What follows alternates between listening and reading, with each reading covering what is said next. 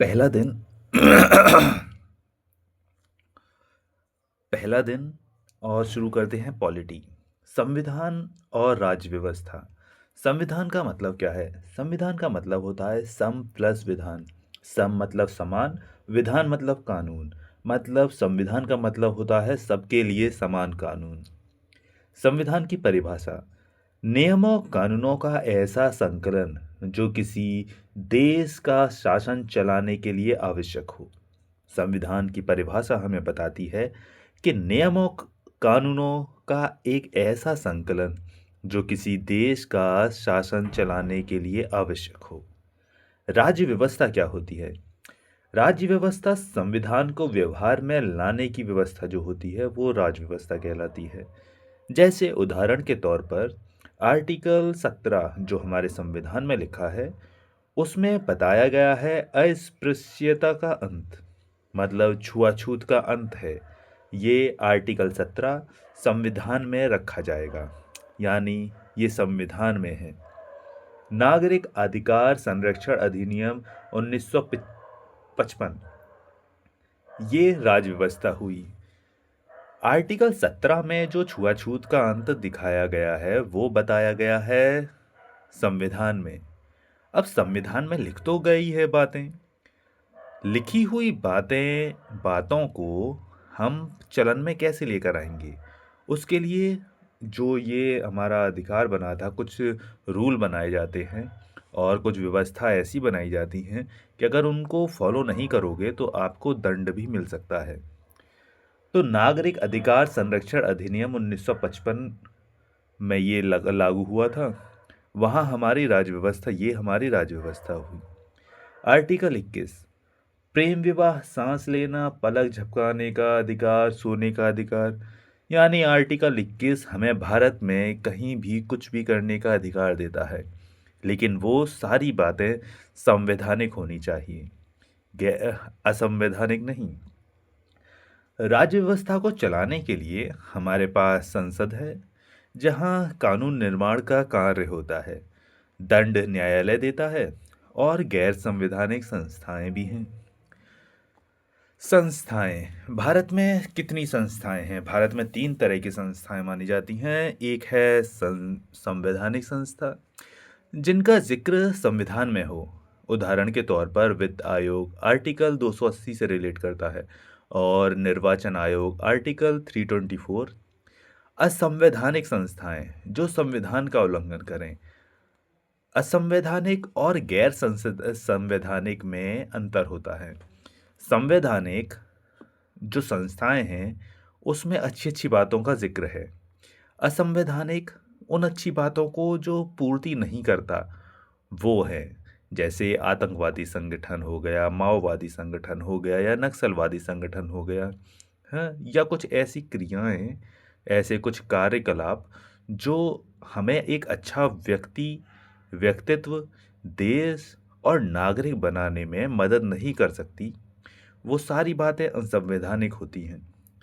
गैर संवैधानिक संस्था जो होती हैं वो संवैधानिक संस्था की ही मतलब मिला जुला सा काम है। संवैधानिक जो संस्थाएं हैं उनको रिलेट करती है, उनसे रिलेटेड होती हैं। असंवैधानिक संस्थाएं जो संविधान का उल्लंघन करें। उदाहरण आतंकवादी संगठन, माओवादी संगठन। माओवादी संगठन चीन से शुरू हुआ, जिसका नेता था माओ जेडोंग 1950 से 60 तक, और वंचित वर्ग के राजनीतिक और सामाजिक उत्थान के लिए ये शुरू हुआ था माओवादी संगठन। नक्सलवादी संगठन ये 1957 में 57 में ही हुआ था। वेस्ट बंगाल में दार्जिलिंग में शुरू हुआ था। दार्जिलिंग के ज़िले नक्सलवाड़ी से शुरू हुआ था, जिनके नेता थे चारू मजूमदार और कानू सान्याल। नक्सलवाद को रोकने के लिए यूएपीए 1961 में आया। यूएपीए का मतलब है अनलॉफुल एक्टिविटीज़ प्रिवेंशन एक्ट, गैर कानूनी गतिविधियां रोकथाम अधिनियम। धारा 3, इस तरह की गतिविधियों पर रोक लगी। गैर संवैधानिक संस्थाएं, संविधान में इसका जिक्र नहीं। संविधान को लागू करने में ये सहायक होती हैं, लेकिन संविधान में इनका जिक्र नहीं होता। इसका गठन गैर संवैधानिक संस्थाओं का गठन राष्ट्रपति मंत्रिमंडल की सलाह पर करता है। उदाहरण नीति आयोग। संसद कानून लाकर बनाती है। ये सांविधिक संस्थाएं होती हैं। सूचना आयोग भी इनके एग्जाम्पल में आती है। सांविधिक संस्थाएं जैसे NHRC 1993, केंद्रीय सूचना आयोग 2005, राष्ट्रीय महिला आयोग 1990। संविधान की क्या आवश्यकता है? संविधान की आवश्यकता क्या है? संविधान की आवश्यकता इसलिए है क्योंकि नियम बनाए गए हैं और उसका सबको पालन करना है। राजतंत्र में राजा को अधिकार होता है। लोकतंत्र में लोगों के द्वारा चुने गए प्रतिनिधि का अधिकार होता है या उसकी चलती है। अब कितनी चलती है वो तो हमें पता है, लेकिन ये सारी किताब में बातें लिखी हैं और हमें उन्हीं को पूर्ति करनी है। संविधान का पहला काम ये है कि वो सुनवाई नियमों का एक ऐसा समूह उपलब्ध कराए जिससे समाज बुनियादी संविधान का पहला काम यह है कि वो बुनियादी नियमों का एक ऐसा समूह उपलब्ध कराए जिससे समाज के सदस्यों में एक न्यूनतम समन्वय और विश्वास बना रहे। संविधान का दूसरा काम ये स्पष्ट करना है कि समाज में निर्णय लेने की शक्ति किसके पास होगी, यानी संसद के पास। संविधान का तीसरा काम ये है कि वो सरकार पर कुछ सीमाएं लगाएं कि वो उनका उल्लंघन कभी न करें। संविधान का चौथा काम ये है कि सरकार को जनता की आकांक्षा पूरा करने की क्षमता प्रदान करे ताकि न्यायपूर्ण समाज की स्थापना हो सके। ज्यादातर संविधान लिखित होते हैं। संविधान संविधान दो तरह के होते हैं, लिखित संविधान, अलिखित संविधान। लिखित संविधान में लिखित अंश ज्यादा होता है, अलिखित अंश कम होता है। अलिखित संविधान में अलिखित अंश ज्यादा होता है और लिखित अंश कम होता है। लिखित संविधान निर्मित होता है। लिखित संविधान को लागू होने की एक तारीख होती है। ये एकात्मक, संघात्मक, अर्धसंघात्मक सरकार संविधान हो सकता है। न्यायपालिका इसमें शक्तिशाली होती है। अलिखित संविधान में ये विकसित होता है, यानी इसके लागू होने की कोई तारीख नहीं होती। इसमें एकात्मक सरकार होती है। ये विधायिका शक्तिशाली होती है। इसमें विधान देश की राज्य व्यवस्था को तय करता है। राज्य व्यवस्था की प्रकृति ये एकात्मक सरकार भी होती है जहाँ शक्तियों का केंद्रीकरण हो। सिर्फ एक सरकार शक्तियों का प्रयोग करती है। उदाहरण के तौर पर ब्रिटेन, फ्रांस या जापान। यहाँ जहाँ कम क्षेत्रफल, कम जनसंख्या हो वहाँ एकात्मक सरकार बनती है। यहाँ पर एकात्मक सरकार में निर्णय तेजी से लिए जाते हैं। एकात्मक सरकार कम खर्चीली होती है। संघात्मक संविधान या सरकार जहाँ शक्तियों का विकेंद्रीकरण यानी शक्तियों का बंटवारा हो, जैसे केंद्र में अलग है और राज्य में अलग। यानी संघात्मक संविधान में संघात्मक सरकार में द्वैत सरकार होती है। ये एक तरह से बड़े क्षेत्र में जहाँ ज़्यादा जनसंख्या वाले जो देश होते हैं वहाँ पर ये सरकार लागू होती है। केंद्र और राज्य स्तर पर विवाद हो सकते हैं, जो कि लाजमी है क्योंकि केंद्र और राज्य में अलग अलग सरकार कार्य कर रही है। यहाँ निर्णयों में देरी भी हो सकती है क्योंकि जब अपवाद होंगे और शायद फैसले लेने में देरी हो जाए, बिल्कुल, क्योंकि मत समान नहीं हो सकते। अधिक खर्चीली होती है, बिल्कुल खर्चीली होगी। ज़्यादा लोग हैं, ज़्यादा सरकारें बटी हुई हैं। इसमें क्षेत्रीय महत्वाकांक्षाएं केंद्र तक पहुंचती हैं, लेकिन इसमें यह है कि हर एक क्षेत्र की छोटी से छोटी बात भी सरकार तक यानी केंद्र तक पहुंच जाती है। कुछ भी अछूता नहीं रहता। संघ सूची में 100 विषय हैं, राज्य सूची में 61 विषय इसके बारे में बतलाते हैं। भारत का संविधान अर्ध संघात्मक है। केसी वेयर का कथन था। भारत में केंद्र की भी सरकार है और राज्य की भी। आपातकाल के समय में शक्ति सारी केंद्र के पास पहुंच जाती है और वैसे राज्य की जो है वो 7वीं अनुसूची में है। राज्य सूची में 61 विषय रखे गए हैं। ये संघात्मक हुआ। अखिल भारतीय सेवाओं में नियुक्ति प्रेसिडेंट करता है। ये सारी चीज़ें केंद्र के अधीन आती हैं। भारतीय संविधान को सहकारी संघवाद कहा ग्रेनविल ऑस्टिन ने, और केंद्रीकरण के साथ संघ आइवर जेनिंग्स ने कहा।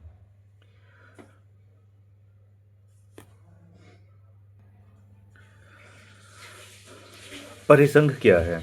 परिसंघ यूएसए 4 जुलाई 1776 को ब्रिटेन से आज़ाद हुआ। अमेरिकी क्रांति हुई 1775 से 83 तक। 1777 में यूएसए में परिसंघ बना। ये परिसंघ 1781 से 89 तक कार्य करता रहा। 1789 में खत्म हुआ। 1789 में अमेरिका का संविधान बन चुका था। परिसंघ सबसे कमजोर सदस्य स्वैच्छिक होते हैं, यानी अलग अलग है, और आप कभी भी टूट सकते हो, अलग हो सकते हो, विभाजित हो सकते हो, लेकिन आपको बताना पड़ेगा कि अब हम यहाँ से अलग हो चुके हैं और हमारा आपसे कोई लेना देना नहीं है, और आप भी हमारी कोई मदद नहीं करेंगे। बस हमारी संधियाँ होंगी, वो वैसी जो देशों की होती हैं वैसी संधियाँ होंगी। संघ क्या है? उदाहरण USSR, union of Soviet socialist Republic. रूस की क्रांति हुई थी 1917 में। 1922 से 24 में यूएसएसआर बना। ये टोटल 15 देश थे। 1991 को ये टूट गया। प्रेसिडेंट मिखाइल गोर्बाचोव था, और संघ से अलग होने के लिए संघ तोड़ना पड़ता है। ठीक है। यूएसए में 50 स्टेट से बना एक संघ है। इसके पास अपशिष्ट शक्तियां हैं। संघ में ये अधिकार स्टेट के पास होता है। स्टेट संप्रभु होता है, मतलब सारे स्टेट जो हैं वो अपना अपना होगा लीडर। यूनियन क्या है? 1773 से 1857 तक ईस्ट इंडिया कंपनी का शासन था। 57 की क्रांति हुई और 1858 से 1947 तक क्राउन का शासन रहा। 58 में एक एक्ट आया था जिसमें ब्रिटेन का सीधा नियंत्रण वाले राज्य थे और कुछ देसी रियासतें थीं। 1935 एक्ट में संघीय व्यवस्था को अपनाया गया। ये मॉडल जो है ये कनाडा से लाया गया। 1947 में 565 रियासतें थीं जिन्हें संघ बनाया गया था, सम्मिलित कर लिया गया था। इसमें राज्य अपनी पारस्परिक सहमति से अलग नहीं हो सकते। संविधान देश की सरकार का स्वरूप बताता है। संसदात्मक सरकार, राज्य का प्रमुख अलग होगा और शासन का प्रमुख अलग होगा। अध्यक्षात्मक सरकार, राज्य का प्रमुख अलग होगा और शासन, कहाँ गया? अध्यक्षात्मक सरकार, राज्य और शासन का प्रमुख एक ही व्यक्ति होगा। अर्ध अध्यक्षात्मक सरकार, दोनों के लक्षण इसमें मिलेंगे। संविधान का वर्गीकरण, संविधान का वर्गीकरण करने के लिए हमें उद्गम या उत्पत्ति के आधार पर होता है, जिसमें दो तरह के होते हैं, निर्मित और विकसित। शासन प्रणाली के आधार पर दो तरह के होंगे, राजतंत्र और लोकतंत्र। संशोधन के आधार पर दो तरह के होंगे, कठोर और लचीला। कठोर जैसे अमेरिका का है, लचीला श्रीलंका का संविधान। संघ के आधार पर जैसे संघात्मक और एकात्मक, और संकलन के आधार पर लिखित और अलिखित। मैग्ना कार्टा अधिकारों का घोषणा पत्र होता है। मैग्ना कार्टा अधिकारों का घोषणा पत्र होता है। लिखित संविधान यूएसए में 1789 में हुआ और सबसे पुराना लिखित संविधान था। और फ्रांस का रहा लिखित संविधान, पाकिस्तान का है, भारत का है लिखित संविधान। इन सब में लिखित भाग ज़्यादा होगा। और अलिखित संविधान ये हमारा ब्रिटेन में है, राजा जॉन था। और जैसे कनाडा का है, न्यूजीलैंड का है, सऊदी अरब का है, इज़राइल का है, यह लिखित संविधान है। ब्रिटेन का जो संविधान था ये तैयार किया था स्टीफन, ना ना ना ना ना ना ना ना ना, ब्रिटेन का राजा जॉन था। ठीक है। 15 जून 15 जून को मैग्ना कार्टा जारी करता है। ठीक है। इसको मैग्ना कार्टा तैयार किया था स्टीफन लैंगटन ने। 1215 में लिखित संविधान हुआ था इसका। ब्रिटेन पे किसी ने राज ही नहीं किया था।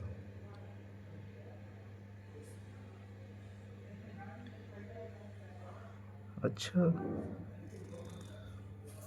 1215 में अलिखित संविधान हो गया था इसका। बहुत बात सही है। चलो देखा जाएगा, भविष्य में बताएंगे ये सही है गलत। सही है तो बड़ा चौंकाने वाला है, और गलत है तो देखा जाएगा। लिखित, इसकी जानकारी नहीं थी, पहली बार देखा है हमने। लिखित सबसे छोटा जो लिखित संविधान है वो है मोनाको का। 3814 शब्दों के आधार पर सबसे छोटा है, मतलब शब्दों 3814 शब्द हैं और इस शब्दों के आधार पर सबसे छोटा है। सबसे बड़ा भारत का है। अनुच्छेद के आधार पर सबसे छोटा संविधान यूएसए का है। इसमें केवल 7 आर्टिकल थे और 7762 वर्ड्स हैं। सबसे पुराना लिखित मतलब लिखित संविधान है सबसे पुराना यूएसए का। सबसे नया संविधान क्यूबा का है, 2019 में बना था। और एशिया का सबसे पुराना संविधान ये जापान का है, 1889 में बना था। इसको बोलते हैं मिजी संविधान। भारत संविधान के जनक, भारतीय संविधान के जो जनक हैं डॉक्टर BR अम्बेडकर को बोला जाता है। लिखा था संविधान प्रेम बिहारी नारायण रायजादा ने इंग्लिश में। हर पेज पर इन्होंने प्रेम नाम लिखा है। अंतिम पेज पर इन्होंने अपने गुरु राम प्रसाद सक्सेना का नाम लिखा है। हिंदी में संविधान लिखा है बसंत कृष्ण वैद्य ने। भारतीय संघवाद को सहकारी संघवाद ग्रेनविल ऑस्टिन ने कहा, ये हम जानते हैं। भारतीय संविधान की अभिलाक्षणिक विशेषता है ये द्वैत सरकार प्रणाली पर काम करता है। भारतीय संविधान की 7वीं अनुसूची बताती है अवशिष्ट शक्तियां केंद्र में निहित होती हैं। केसी व्हीलर के अनुसार भारतीय संघवाद के संबंध में कथन है कि सहायक संघीय सिद्धांत के साथ एकात्मक राज्य है। संघवाद का अर्थ क्या होता है? देश में सरकार के एक से अधिक स्तरों का अस्तित्व। भारतीय संविधान में सरकार का अर्थ संघीय रूप कैनेडियन संविधान से लिया गया है। भारतीय संघीय प्रणाली की विशेषता ये है कि विवादों के निपटारे के लिए स्वतंत्र न्यायपालिका है। ये लिखित संविधान केंद्र और राज्यों के बीच शक्तियों का विभाजन होगा।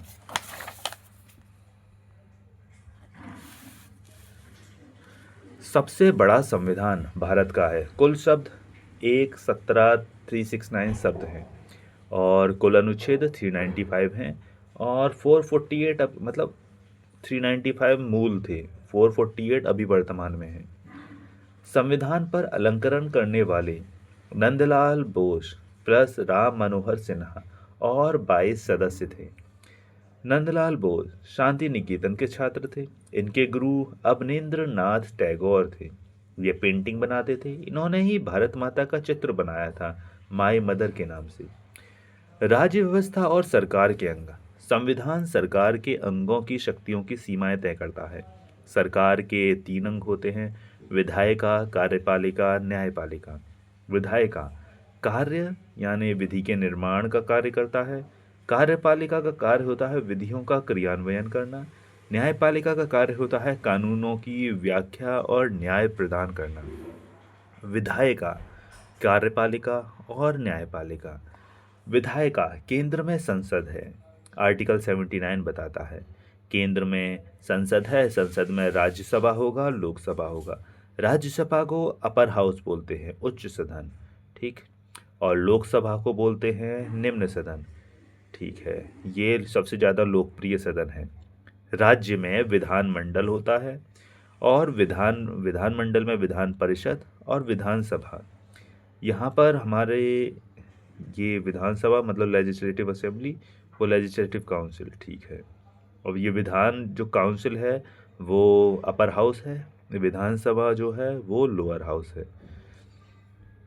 कार्यपालिका केंद्र और राज्य की, केंद्र की राष्ट्रपति के अधीन होती है, उपराष्ट्रपति होता है, प्रधानमंत्री है और मंत्रिपरिषद के अधीन होती है।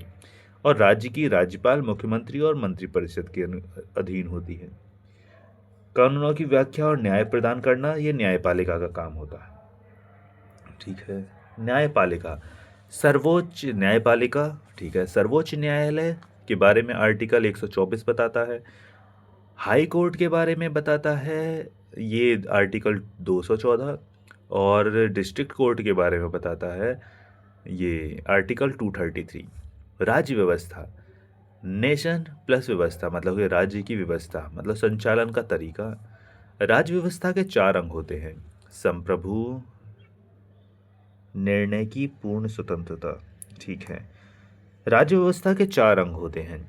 मतलब एक राज्य एक स्टेट तभी वो राज्य व्यवस्था बन सकती है जब वहाँ पे जनसंख्या हो, उसका भूभाग हो, वहाँ की सरकार हो और वो संप्रभु हो। संप्रभु मतलब अपने सारे निर्णय वो ले सकता है, वो स्वतंत्र है।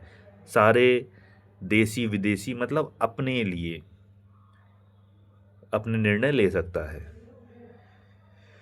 ठीक है। संप्रभु हो सकते हैं आंतरिक संप्रभु, देश के अंदर के निर्णय, बाहरी संप्रभु, देश के बाहरी निर्णय, नाम मात्र के संप्रभु जैसे सिर्फ राष्ट्रपति, जो सिर्फ नाम मात्र के ही संप्रभु हैं लेकिन वो हैं नहीं। वास्तविक संप्रभु प्रधानमंत्री, लोकप्रिय संप्रभु भारत की जनता और कानूनी संप्रभु संविधान। भारतीय संविधान के अनुसार सरकार के अंग कितने होते हैं? 3 अंग होते हैं। कौन कौन से? विधायिका, कार्यपालिका और न्यायपालिका। भारतीय संविधान के अनुसार सरकार के 3 अंग कौन से हैं? विधायिका, न्यायपालिका, कार्यपालिका। सरकार का वो अंग जो मुख्य रूप से कार्यान्वयन और प्रशासन के कार्यों को देखता है, कार्यपालिका। क्योंकि विधायिका विधि को निर्माण करती है, कार्यपालिका विधियों का क्रियान्वयन करती है और न्यायपालिका कानूनों की व्याख्या करती है और न्याय को प्रदान करना इसका कार्य होता है। न्यायपालिका के बीच शक्ति को वितरण को कहा जाता है, शक्ति का क्षैतिज वितरण। भारतीय संविधान राज्य के 3 अंग विधायिका, कार्यपालिका और न्यायपालिका के कार्य और उत्तरदायित्वों को परिभाषित करता है। ये शक्तियों का बंटवारा सुनिश्चित करता है। 3 अंगों के बीच शक्ति का जो संतुलन है वो बना रहता है। सरकार की एकात्मक विशेषता क्या है? ये अखिल भारतीय सेवाएं। संप्रभु राज्य एक देश किसी अन्य राष्ट्र के प्रभुत्व के साथ उसके बिना एक संप्रभु हो सकता है। राजनीतिक संप्रभुता की अवधारणा ये रूसो ने दी। एक पूर्ण संप्रभु बिना किसी प्रतिबंध के तानाशाही करने वाले सम्राट को सर्वोत्तम से कहा जा सकता है, निरंकुश।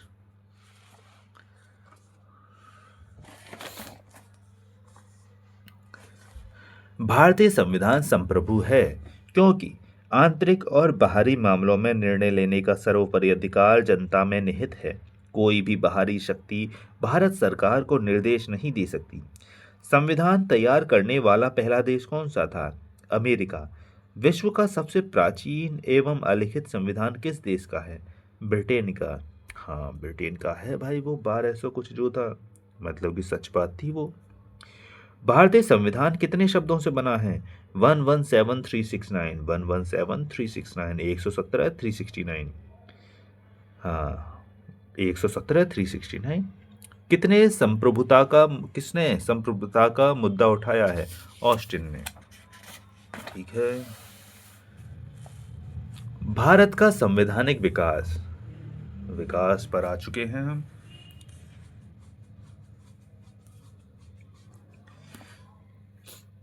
इसको हम अगली क्लास में करते हैं, अगली क्लास में।